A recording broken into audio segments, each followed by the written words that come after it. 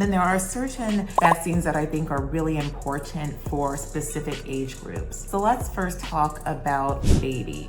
End of last year, beginning of this year, a new vaccination was made available for RSV, respiratory syncytial virus. And that is another respiratory illness, and it's the #1 cause of hospitalization for babies that are under 2 years old. It is amazing that we have a vaccine available for this at this time. And the vaccine is available for pregnant women, for the elderly, because they're also susceptible to becoming really ill from RSV and may even be hospitalized. And then there is an immunization available for babies.